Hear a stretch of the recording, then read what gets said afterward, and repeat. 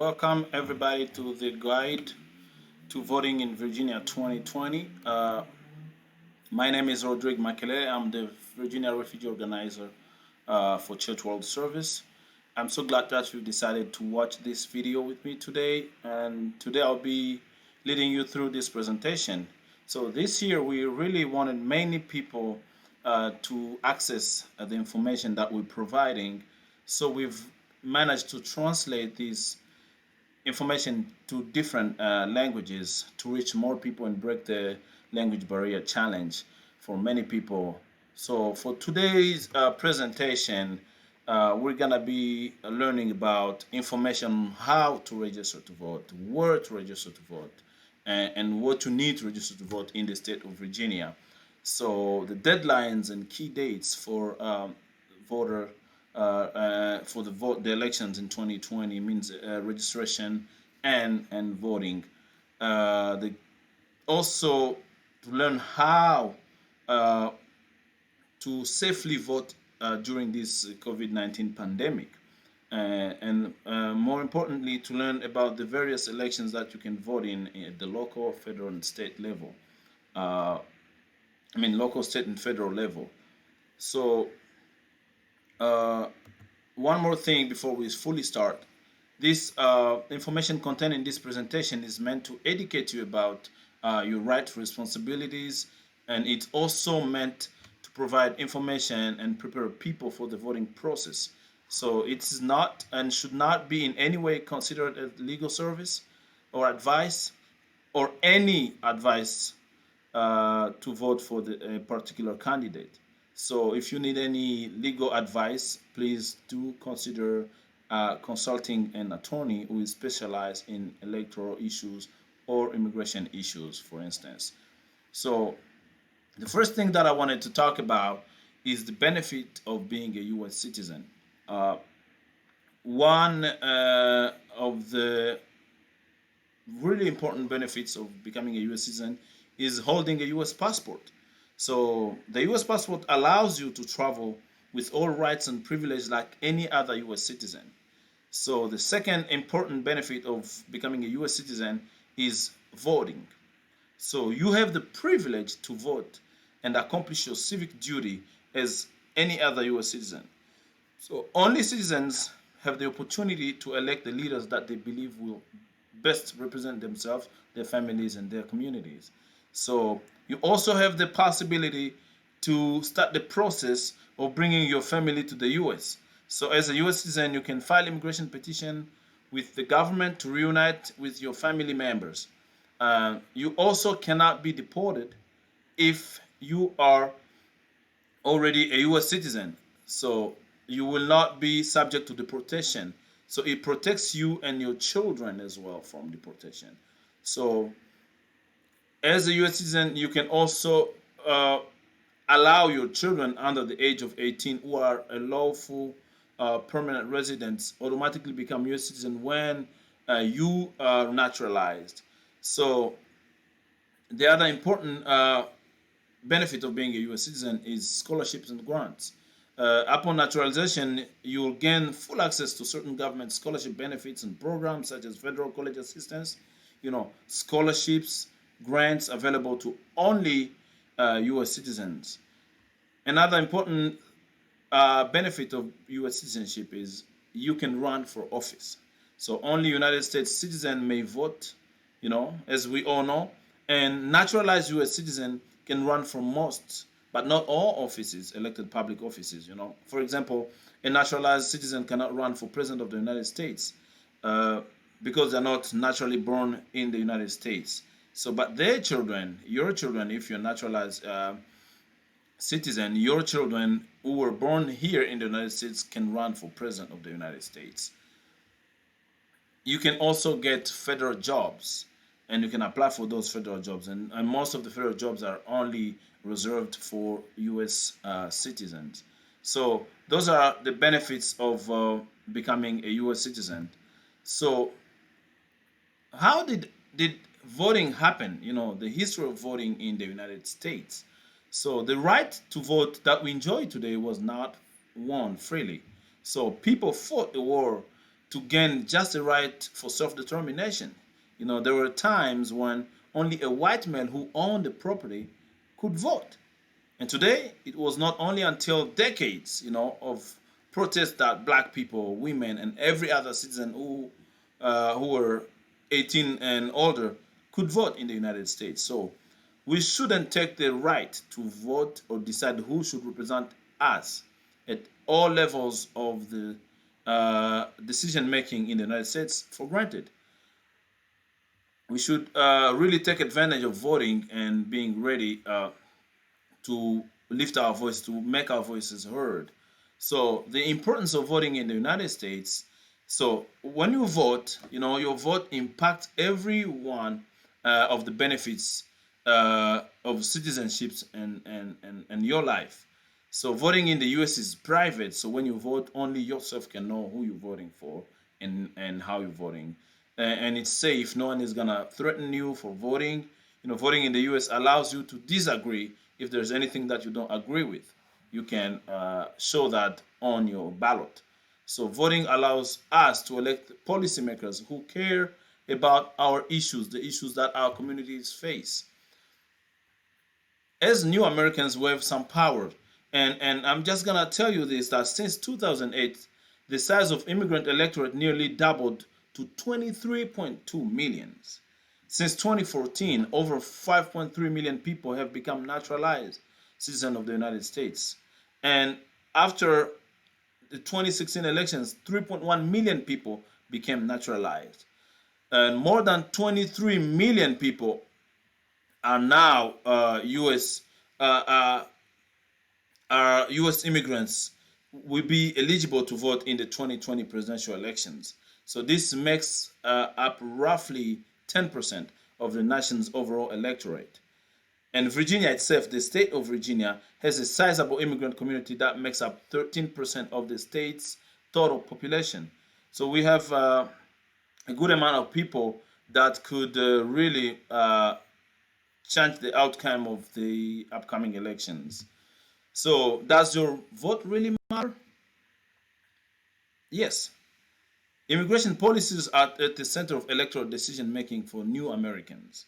So many of us think that your vote won't make any difference or voting is complicated. But the truth is, elections have been decided by one vote precinct, and a single vote can change the whole outcome of an election.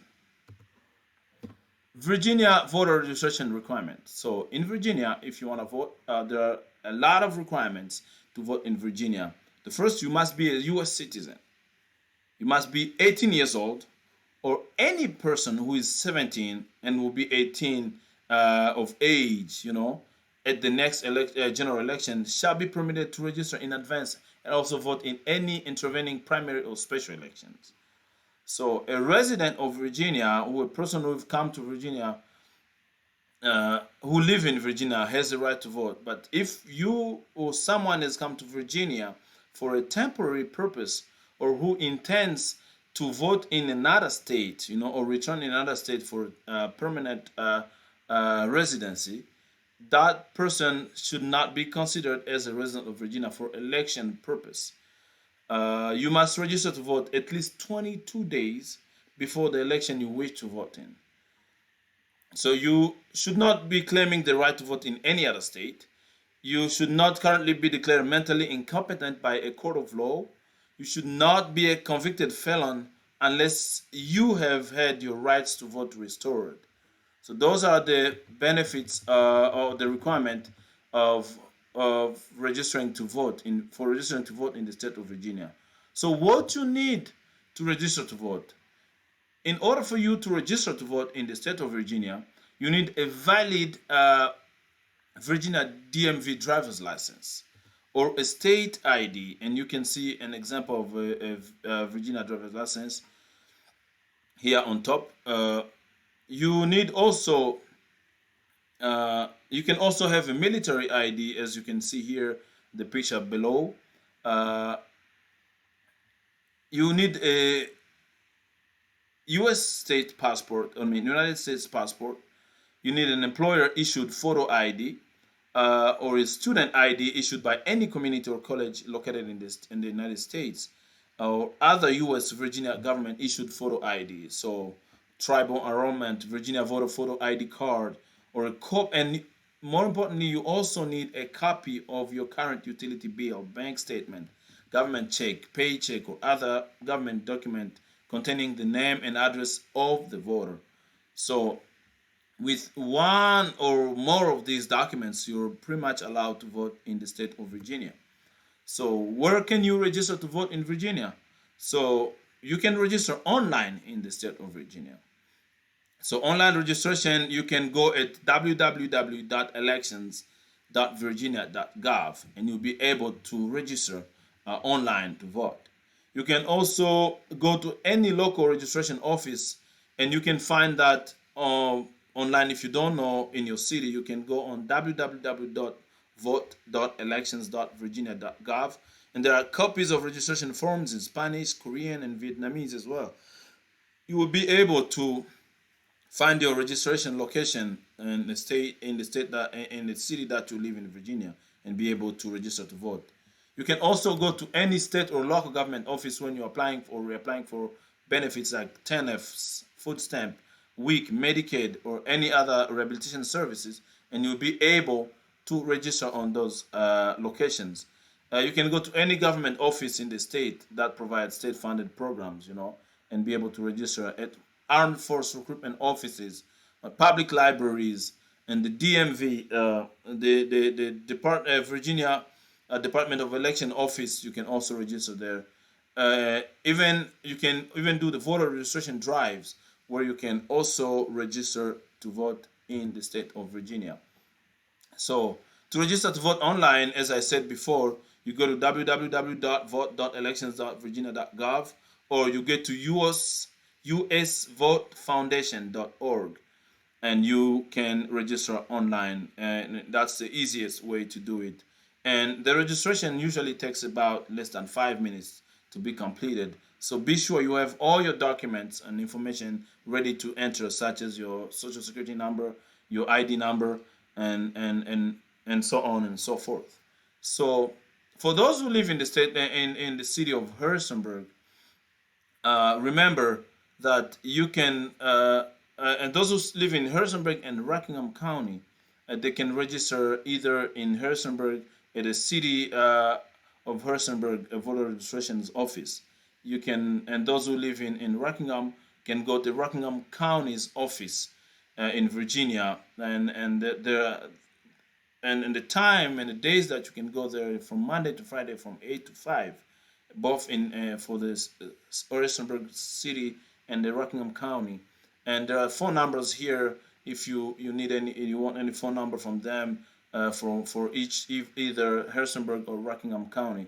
So be able and be advised to take those in consideration if you want to do so. So getting ready to vote, make sure that you're registered to vote. That's the first step. So you have to be registered to vote, and you can check that to see if you're registered to vote at www.vote.elections.virginia.gov, or you can call your county board of elections if you want to make sure that you're registered to vote. Check or register if you're not registered yet. And if you want to know the candidates, or list of the candidates in your area, you can basically go on www.vote411.org, and that's the easiest one. It's an easy, simple website where you can go and find information about registering to vote or voting, and the people that are running for offices in the state of Virginia. So in Virginia, you have to have a verifiable form of ID except for first-time voters. So if you're a first-time voter, you might not need a verifiable ID, but anybody else needs a verifiable form of ID to vote. There are many ways that you can vote, and there are three basic ways that you can vote during this COVID-19 pandemic in the state of Virginia. The first way is in-person absentee voting. So first, If you are registered to vote already, you can go to your county board of elections office or alternative locations that you can find on www.vt.ncsbe.gov, and you'll be able to see alternative locations. So it takes less time to vote if you want to vote early, as in-person absentee voting. So it's quicker, and it has flexible dates, so you can really adjust to your time if you want to vote as an absentee voter. And also, it increased voter participation from the immigration community or immigrants community. So many people from the immigrant communities don't have to go on the November 3rd to vote, but you can do it before. So it means 45 days before general elections day. So in Virginia, starting the 18th, in a couple days, on the 18th, you're able, the 18th of September actually, through October 31st, you are allowed to vote in person as an absentee voting. And it's the best time really to mobilize our community, to mobilize our community to vote for these upcoming elections. You can come together as a group and decide when you want to go to vote, and that would be great for our immigrant communities. So the other way of voting is voting by mail or absentee and early voting. So for the state of Virginia, you can vote early at your local registrar's office beginning 45 days, as I said, on the election day. And this ends the Saturday before election day. So 45 days before election day, you can vote, as I said. So visit your local registrar's office or satellite voting location in your county, or city to vote early. Remember that the Saturday before election day is the last day to vote early. So if you miss the Saturday before the elections, you cannot vote early. You have to go on to vote on the general election day, so which is November 3rd. So you do not have to have a reason or fill out an application to vote early. What you do at the registrar's office or voting location, you must provide your name and address to show an acceptable form of ID, or sign an ID confirmation statement. If you don't have any ID, you have to sign a confirmation statement showing that you have an ID and you live in the state of Virginia. So in state and local elections, some first voters cannot vote absentee by mail. Uh, if you're registered to vote by mailing in your voter registration application, and it's your first time voting in your locality, so you cannot vote by mail in a state or local elections unless you meet one of the following conditions. I'm going to list all these conditions here. If you're a student attending college, university outside of your city, county, or residence in Virginia, if you have a disability or illness that prevents you from voting in person, or if you are pregnant, you can vote by mail. If you are confined, awaiting a trial, or following a conviction for a misdemeanor, if you are a convicted active duty merchant, Marine, or in the Army, armed force, and if you are a temporary resident, if you are temporarily residing outside of the United States, uh, or if you have moved to another state less than 30 days before a presidential election and you're requesting a ballot for presidential and vice presidential electoral only. And the last condition is if you're 65 or older, you can be allowed to vote by mail. So how do you do that? So you complete an application form online at vote.elections.virginia.gov, or there's a paper form that you can also submit at your registrar's office. So 11 days before the elections, you have to really submit that application.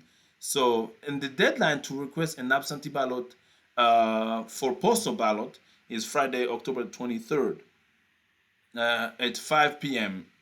That's a late time that you can do it. And the deadline to return a complete ballot, absentee ballot, it has to be November 3rd, 2020 at 7 p.m. Eastern Time. So you have to act now. You have to act now. You can use either USPS or recommended delivery service provider, including like DHL, UPS, or FedEx, etc. So any of those will be a good way to submit your vote by mail. So the third way of voting is in-person voting on election day. So that's Tuesday, November 3rd. Uh, you must cast your ballot at your designated polling place, and that should be listed on your voter card. So election day hours are from 6:30 a.m. to 7:30 p.m. And in Virginia, a form of ID is required to vote. So make sure that you bring a form of ID to show that you are eligible to vote. In Harrisonburg, we have a few polling stations here. We have the Convocation Center, the JMU. We have the Kisser Elementary School. We have Lucy Sims Center, Smithland Elementary School, Sportswood Elementary School, Stone Springs Elementary School, Thomas Harrison Middle School, and Waterman Elementary School. So if you live in Harrisonburg, those are most likely going to be, one of these is going to most likely going to be where you're going to be voting on the election date. What do we do to mobilize our communities to vote? So, first, we have to remember that you can have someone with you when you go to cast your ballot or your vote. So, a voter with a physical or mental disability or a voter who is unable to read or write may be assisted by anyone of their choice. So, a few things that we can do right now is phone banking, making calls to a targeted list of people, voters, engaging them to vote and reminding them of the deadlines of the elections, and the registrations. Texting people using text banking systems. Recruiting people to vote and sharing information about how, where, and the polling locations in the state of Virginia. Social media could be one of the way to encourage, people to get out to vote via social media with stories of new American voters, and critical information needed to vote. So early voting, associations, community centers, faith communities can go to a designated early voting center and vote ahead of time, bringing people in your community, in a church, in an association, and go together and get your vote. This is a way you won't have to wait in the line on the election day. So, and we can assist people with voting by mail, answering questions via your phone, helping with stamps when needed, and making sure that everybody in our community is voting. So a story, of a first-time voter, Fabiola Landeros. She registered early last year, and she naturalized early last year and became a U.S. citizen. That prevents her and her children from being deported, which is a good thing. And she said, I became a citizen last year to ensure that I could be here for my kids without the fear of deportation. I naturalized in time to vote in my first primary election this year, and I'm excited to vote in my first presidential election this fall. I look forward to voting for a leader that will make me and my community farther than we are right now, means forward. Yeah, so thanks for Fabiola's motivation to vote for these upcoming elections, and that's what we should all do. So, who do we vote for? So, vote your values. In the United States, we have only two major political parties, the Democratic Party and the Republican Party. There are also independent candidates and other smaller parties that aren't as well as known. You know, the Republican and the Democratic parties have a duopoly, meaning that they share almost all the political power in the United States. And for the Democratic and Republican parties, for example, like President Donald Trump is a Republican, and Joe Biden is a Democrat, and those are the candidates for the presidential election. And there are many other candidates at different places, and you can see that when you ask for your sample ballot. So, what are the levels of elections that we vote for? We vote for the federal elections, that occurs every 2 years, and we vote for the president at that on the federal level, and the vice president, the president that signs bills, to make them laws, veto bills, he can send military overseas, and many other power. He can make trade agreements with other countries, he can choose leaders for important national offices, and the president uh, designate who becomes a U.S. Senate, and then then the U.S. Senate can approve that person when designated by the president. So your vote for the president and senators really affect who is appointed to the Supreme Court and the federal courts. So at the state level also we have senators and representatives. They represent citizens in their homes and state district. They introduce new laws and they vote on those laws. At the state level we have the governor and state representative and senators. And at the state level again we have the state district attorney and the county commissioner. And then at the city level or local level we have the mayor and the city council. So those are the levels of elections that we'll be voting in. And thanks you for watching this presentation today. So that's our presentation for today. We want to open up the floor for any question folks have or anything that we talked about today. So you can tap on your presentation below the video and we'll be able to answer them as they come to us. And we ask that you share this with your network so many people benefit from this information. If you have any questions or any concern, please email me at rmakelele@cwsglobal.org or call me at 916-833-2312 and I'll be happy to answer your questions. Thank you so much and I appreciate you watching this video today and thank you.